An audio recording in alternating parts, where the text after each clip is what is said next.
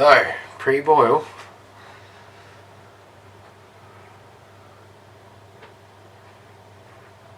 I think this thing's shit. It's saying 1050. Can't be right. So I'm using this today, my false bottom, and I've used it a couple of times, and my main gripe with it is it just takes forever. When you finish boiling at the end and you turn the tap on full, it's just so slow. It takes so long. And I'm not convinced it filters as well as, say, a bazooka filter that I've used in the past, but I'm going to persevere. I'm going to try again, because it is pretty cool. It's definitely not worth the money I paid for it, but there you go. So I'm going to pop that in here. If anyone's ever wondered, how does he get the wort down there, up here? Well, the secret is you scoop and you put it in. And I do that till I'm about halfway down the bucket, because it's always too heavy, 29 litres. And then I stand up here and I pour it in. I really need to get some pumps.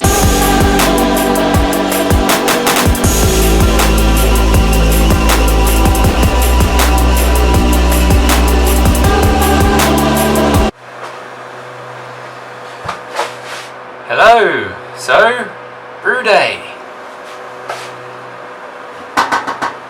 Currently on 65 degrees, so getting there. It's going to take a while, isn't it?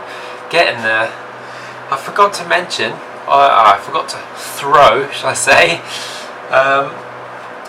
this stuff here, the chili powder. How do you pronounce that? Chipotle? Chipotle, is it? Chipotle chili powder.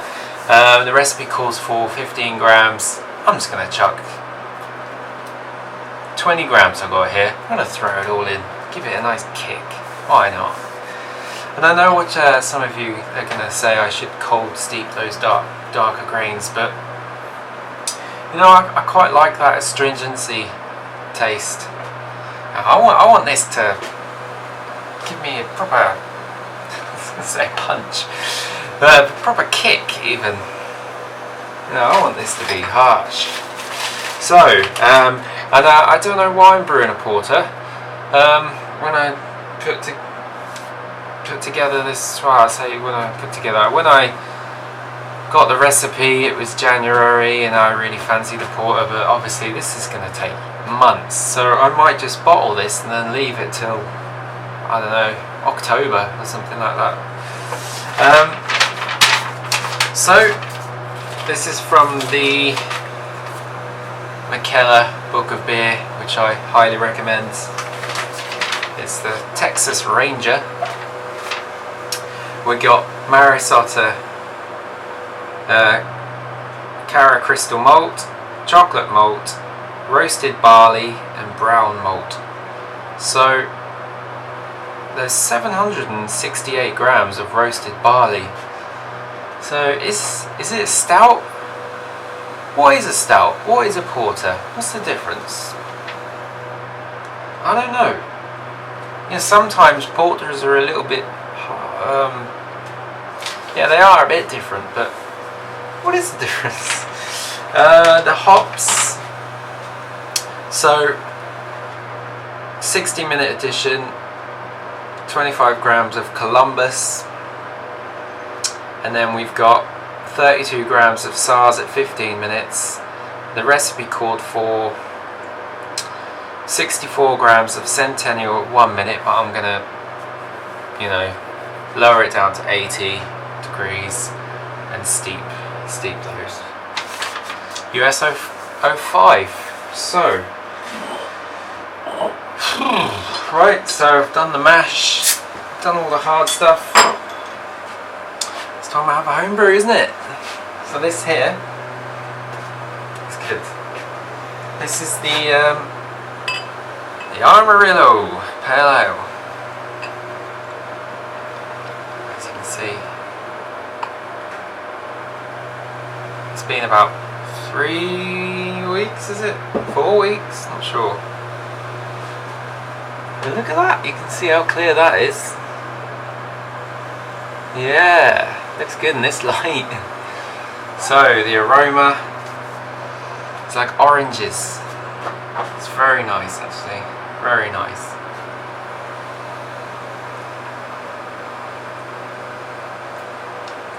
Yeah, oranges.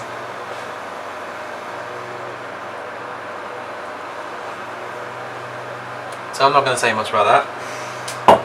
It's good, I'm happy with it. Oh, the most important thing to note is there are no dodgy Thames water, dodgy water tastes, whatever. there's nothing weird in here. So I highly recommend, if you haven't got your water analysed, and if you've got a spare, they've put the price up. I see it's about 29 quid now or something. I think I paid 26, didn't I? Can't remember. Anyway, it's worth every single penny, because I swear my beers have just improved immensely. I've got no dodgy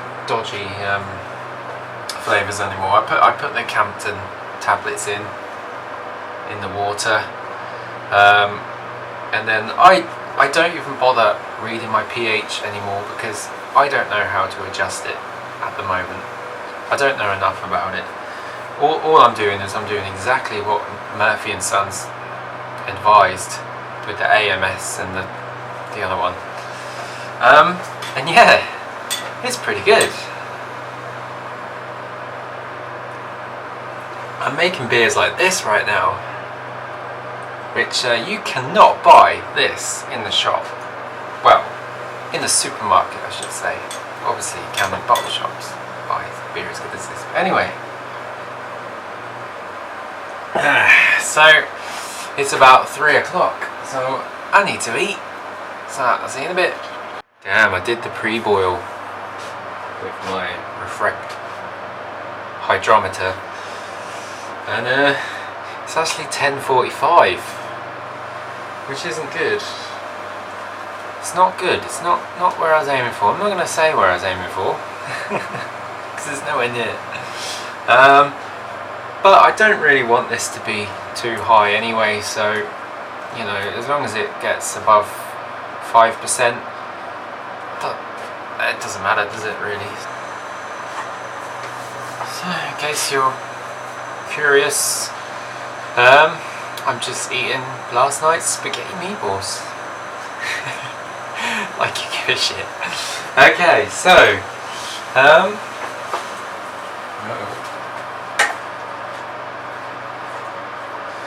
so, as this is a Homebrew Wednesday video, happy Homebrew Wednesday, and cheers. Homebrewer of the month. Let's start off with January, because I haven't done it, have I? I can't remember. This goes without saying who's the Homebrewer of the month for January. Not only has he brought this community closer together, he's, you know, made a nice group for us where we can all go and chat and post videos, and all our subs have gone up by, I don't know, 30, 40, something like that. And the Chug Off challenge has took off, probably because of that. Yeah, so it's going to Ali from Blundering Brewer. You all know him, but if you don't, please go and subscribe to his channel. So, I don't really have much to talk about in this video today. There is one thing I could mention.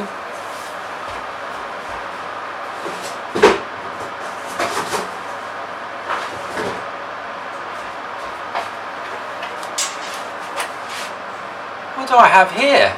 What have I bought? Oh! Hello! Ooh! say no more. I did do another brew, a little cheeky brew. I've been doing quite a few stovetops. And I've also brewed something else, which I'm still not going to tell you what it is. It's been a week now in the bottle. I have had a little taste, and it's interesting. And I can't wait to tell you what it is. But I'm going to put together a proper grain to glass video. I can't wait till it's been 4 weeks. I'll probably do that next week. So look forward to that, because it's pretty weird. Okay. And the other one, this is for February. This guy, I think maybe 2 months, that's all, maybe 3 months, and he's been pumping out videos pretty much daily at the moment, and they are brilliant, really good. He does need to get a new camera because we can't really hear him. So this goes to Mr. Coconut. Yeah, you've guessed it, it's iWannaBrew Chris, Homebrewer of the month for this month. And if you have not seen his videos before, I beg you, well, I recommend that, you know, when this piece of shit is finished, link below, please go and check out Chris's channel. He recently, I can't remember if he bought it or someone gave it to him, but he recently inherited, what's the word I'm looking for? He's got a keg, alright? He's got a keg, and he's made a keggle, and it's pretty cool, and I'm pretty jealous, and I want one. I want one. Where do I get one from, people? I want a keggle. I want a keggle. God damn it. I want some pumps. I want a fucking brew shed. I want a lot of things. I want a fucking job. But hey ho. Right now, it is what it is. I'm very happy with what I'm doing right now. These beers are good. Yeah. On the subject of corny kegs, is this the right stuff, guys? This is Wilco's Oxy Plus. Is that the right one? Please let me know, because, you know, it was only £2 and I can use it for something else. But the reason I ask is because it says here that it's made with sodium carbonate, and I think it's supposed to be sodium pre-carbonate, is it? I don't know. So is this, yeah, just let me know, is this the right one, or should I just use this for what it's supposed to be used for? Washing, getting stains out of clothes, and buy the proper stuff. I don't know. So I said I had nothing to talk about, but it appears I have quite a lot to talk about. Those of you on Facebook would know that I've recently had a problem with my stainless steel fermenter. And for those of you who say it's not stainless steel, it's cheap shit, it's not. This was fucking expensive. Seriously. And look, that's a magnet. It's real. This is good fucking quality. And I'm just incredibly unlucky. I don't know how it happened. I don't know if it was the colander scratching it. I just don't know how it happened. Maybe the original process, whatever they do, they dip it in whatever acid, whatever. Maybe they didn't do it properly. I don't know. Anyway, I'm not going to put the porter in this, because I'm going to let this Actually, I'm going to do my smash off beer in the next couple of days. I'll probably use it then for that, because the porter can ferment at sort of room temperature. When I say room temperature, I mean 20 to 22 degrees, which is our fucking house temperature. So if you're wondering what I've done, in the end, I used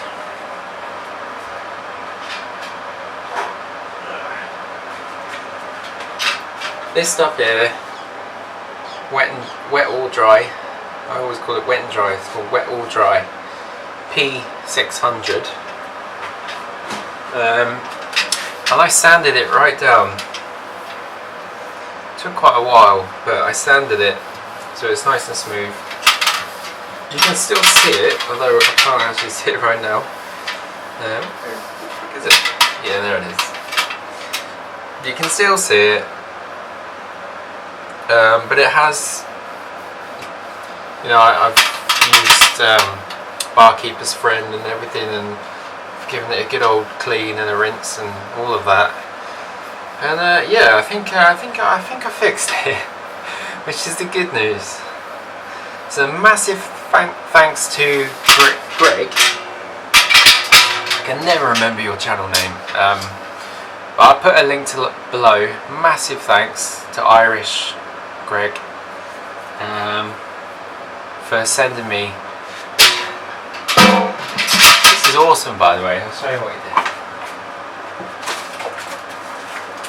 So he kindly posted me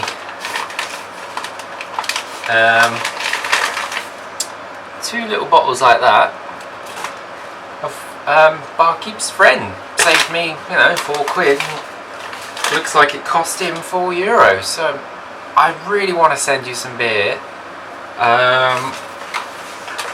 You told me not to because it's expensive, so what I'll do, I'll send some, the next time I send beer mail, which will probably be a few months now, I'll send some to Big Banana, who can then pass it on to Frank, and I guess I'm going to have to give Frank some as well.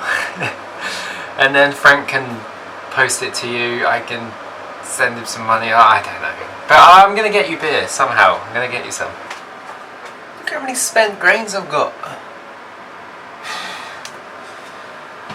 So 10:45. That is not right. Something went wrong with my efficiency today, and I did try to film quite a lot of that. So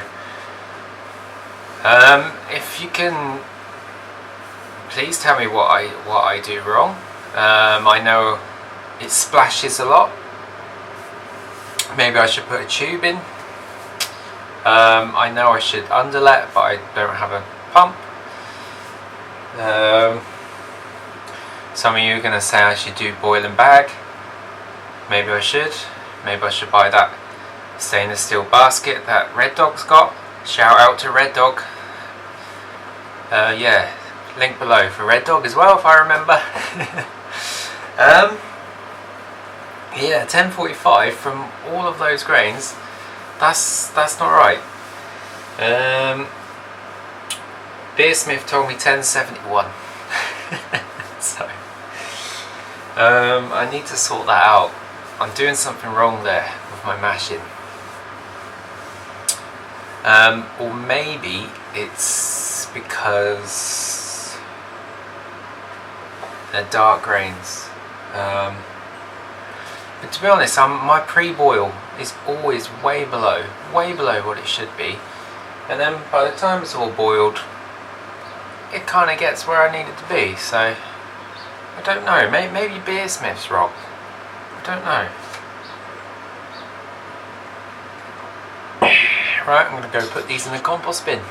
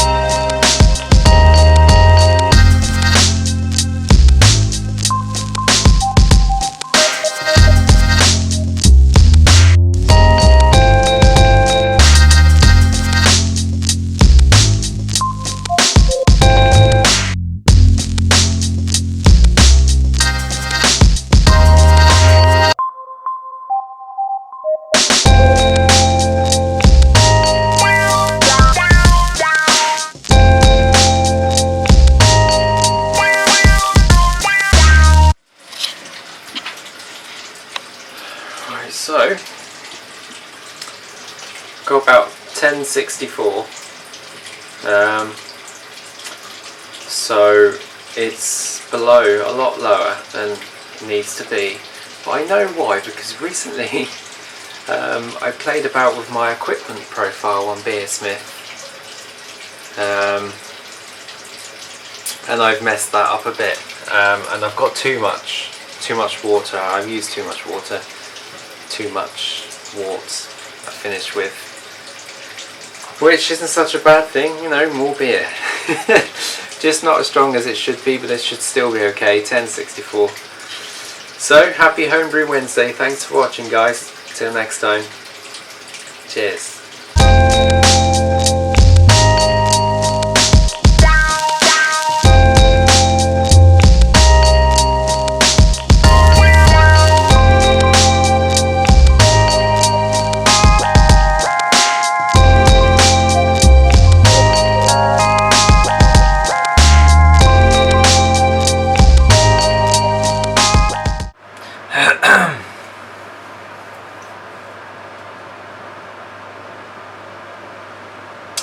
You're right, Chris. It's 12 inches.